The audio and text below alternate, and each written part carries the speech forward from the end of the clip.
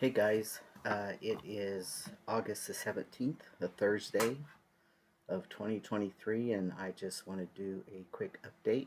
Um, I last spoke to you in July, told you about some health problems. I'm not going to go into all that.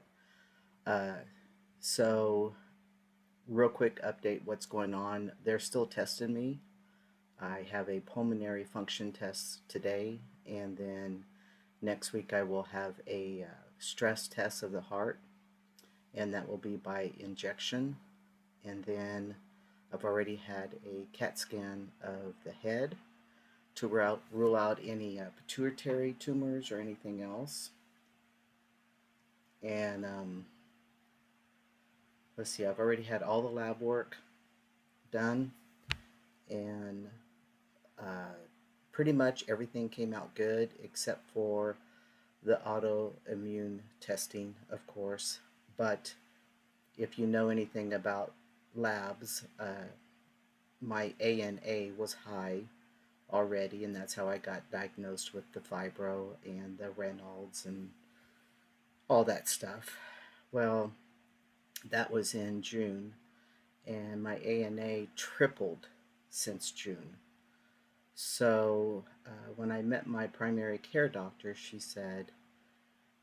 told me the steps we're going to take, and she's going to refer me to a neurologist. And because I've been having short term memory issues with not constant, but I'm losing words and I can't grasp them, and I don't remember things that happened just 10 minutes ago. I mean, it's just sporadic, but it's starting to worry me, and I just want to get that checked out ahead of time. I don't want to be 80 years old and come down with dementia or whatever. I want to be 60 years old and say, hey, you're showing early signs. Okay, what can I do to better my health? And that kind of thing. So, anyway, so I'm really thankful for this new primary care doctor I have. Again, mine retired. So, she's taken it from the ground up. And in the end, I said, if everything checks out okay and it shows that I just have the autoimmune, because of the ANA tripling like it has and me having all these symptoms, we're just going to blow it up to my body is just out of whack as far as my autoimmune system. And she said, yeah, there's going to be some things that we just can't diagnose. And she said, you've already been diagnosed with pretty much all the autoimmunes. Um, so, so I am on Savella for fibro. That's the nerves. I told you it felt like my bones were breaking and I couldn't close my hands, and now I can close my hands and grip and stuff. I still have pain in my hands, especially after I use them, uh, but it's nothing like it was. My ankles don't feel like I'm breaking bones every time I step down on them. I have had deep, large bone pain in my legs, almost like growing pains. If any of you experienced that, I did. It's a pain you can't get away from. But I found that the topical that I use for my feet helped with my leg pain. So, that being said, I'll let her know about those deep. She's not the rheumatologist, so I'm just going to let her know the symptoms. I did email her about some symptoms I had that really alerted me, and I ended up in the urgent care per the advice of an RN. And so that's what's gotten all this testing moving, also. The doctor ordered the pulmonary and the heart function. So we'll see. We'll see what goes on. So I pulled out of the fatigue and exhaustion for a couple weeks, and it's starting back this week. So who knows what's going on? I'm doing my best. I'm keeping my diet clean. I've had no carbs for 32 days now. So just trying to do the best I can. I'm still working out with Tony. I sometimes can't always work out every other day because I do things around here, like rake the manure and put it in the bucket of the tractor and haul it to the trash, and that takes me a good hour out in the pasture, and then I mow yards, and we've had to So you guys don't know. We lost our precious little four-legged daughter on August 1st. It was a Tuesday, and she was running at the fence with the neighbor dogs, doing what she loves. Saturday, while my wife was out there by her plants, watering them and stuff, and she had diarrhea the whole weekend, and I couldn't figure it out why she was having diarrhea because her diet hadn't changed. And then Monday she wouldn't eat at all. She started throwing up. So I called the vet, and Monday night uh, she went down on her left backside and couldn't bring herself back up on to stand up. And so she asked her mama she would pick her little paw up like a toddler raising their hands to be held. She would pick her little paw up and ask to be held. And so Tony would pick her up and take her down the stairs and bring her up the stairs. And she wanted to be outside all Monday night and all Tuesday morning. She didn't want to be inside. We couldn't get her to go to the bathroom because she couldn't hold herself up, and I tried to put a towel under her, but she was nervous about that. And the doctor came about 11, and he said he looked at her and saw her go down in the back end, and he said she's paralyzed on that side, and because she's sick, I'm not going to do lab work to see what else is going on. He said, because she's sick, I can't do anything about the paralyzation. We can't try to do steroids. We can't try medication, anti inflammatory, because she won't be able to hold it down. You have to have food. And Aspen threw up twice and just refused to eat. No matter if it was treats, steak, anything, she wouldn't eat. And so we think something else was going on. My wife, down deep, thinks she might have had cancer. So he told us he did an initial, checked her heart and everything. Her heart was good. He goes, but he goes, there's not two things I can do anymore. There would have been two things. It's the medication, but since she's sick and she can't eat, we can't even do that. He goes, I believe euthanization would be in the best interest of her. And Tony already felt that. She already knew. Aspen was not engaged in anything. She just kind of was, her head down, laying on Tony's lap.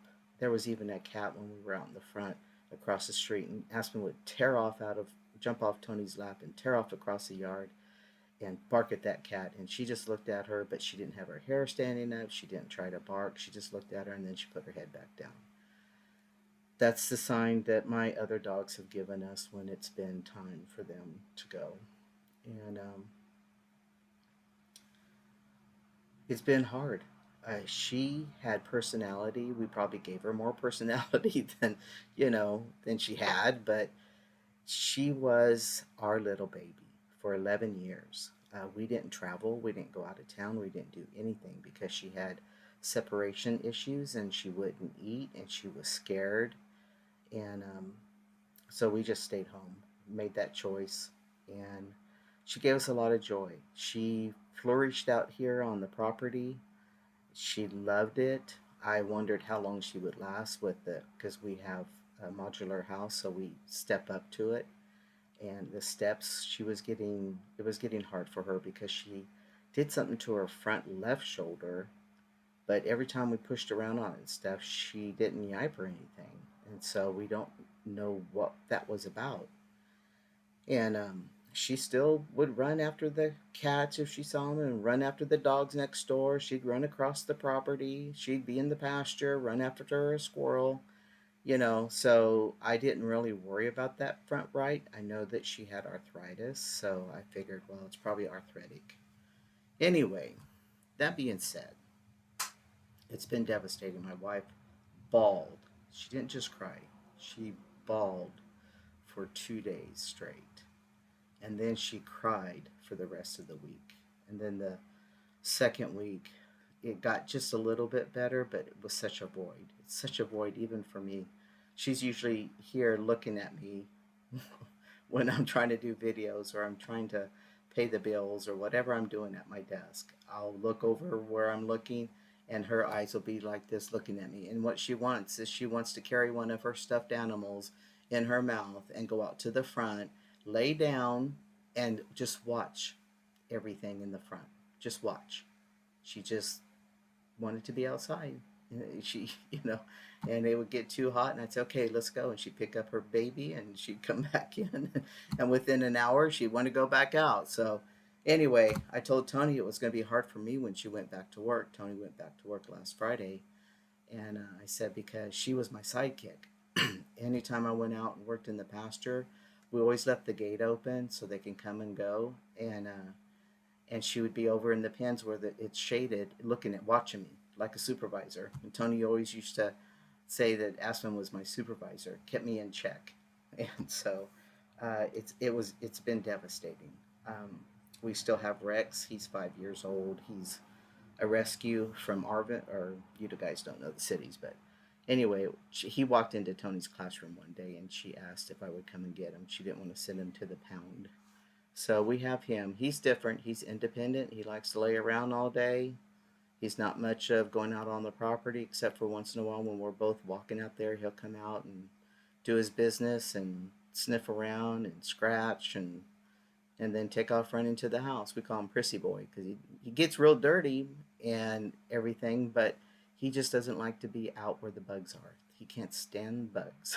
So, anyway, that's where we are. We're planning on we've taken him to the beach just the past weekend. First time we've been to the beach in over a decade, and first time he's ever been to the beach, and he loved it. So, that'll probably be a trip here in the future.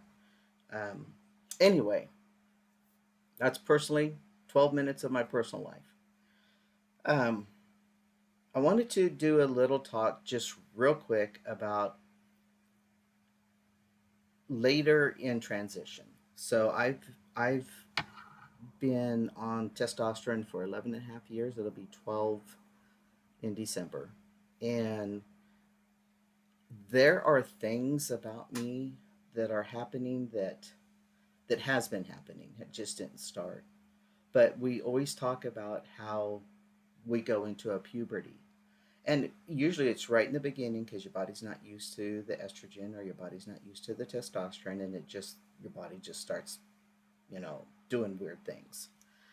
But I still feel like I'm like in a puberty type of situation because there will be thoughts or there will be something that triggers a thought that um, if I had the right material in my genitals, I'd probably have a hard on.